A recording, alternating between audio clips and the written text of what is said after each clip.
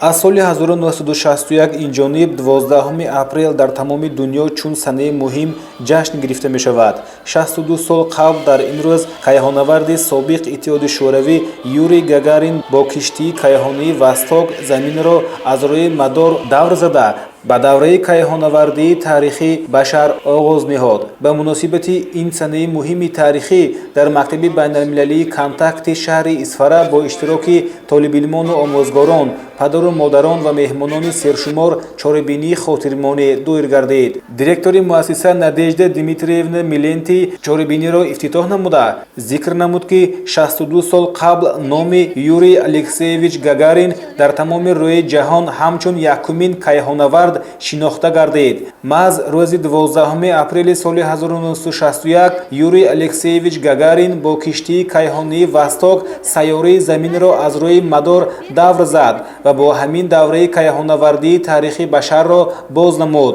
Бо рушду таҳкими минбаъдаи фаъолияти кайҳон башарият дарк намуд ки санаи 12 апрел чӣ гуна такони ҷиддие баҳри тараққиёти тамаддуни умуми башар гузошт.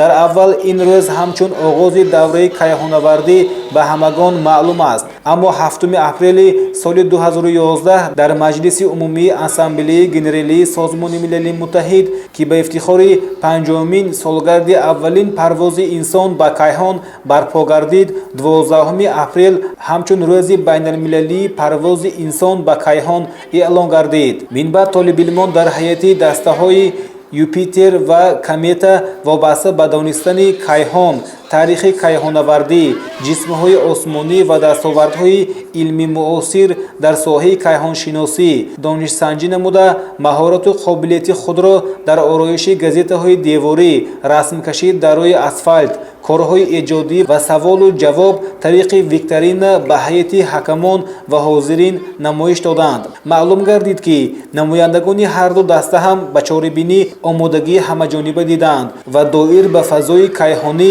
аз худкунии он офарандагони киштиҳои кайҳониву кайҳоннавардон, техникаву технологияи замони муосир донишҳои амиқ доранду соҳиби ҷаҳонбинии васеъ мебошанд. қироати шеъру тарона ва рақсу бозиҳои хонандагон чорабиниро шукӯҳи тоза бахшид. В космической ракете с названием «Восток» он первым на планете поднялся к звездам слов.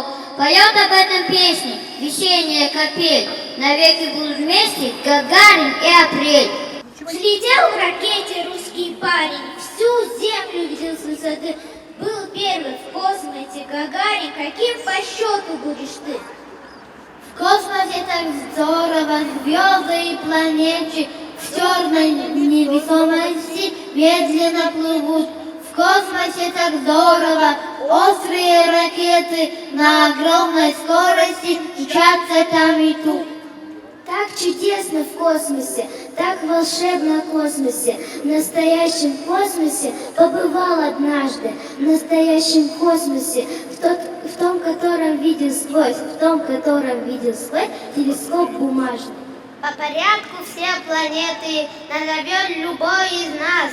Раз! Меркурий. Два! Венера. Три! Земля. Четыре! Марс. сарвари маркази фарҳангии рӯззабонҳои шаҳр Людмила Темирова аз фаъолнокиву қобилиятнокии толибилмон изҳори қаноатмандӣ намуда ба сатҳи омодагиву баргузорсозии чорабинӣ баҳои баланд дод. Я помню, солнце в этот день искрилось. Какой был удивительный апрель. И в сердце радость с гордостью светилась. Из космоса Гагарин прилетел. Его все по улыбке узнавали. Такой улыбки не было второй. Весь мир рукоплескал, все ликовали. Гагарин облетел наш шар земной. С тех пор приблизились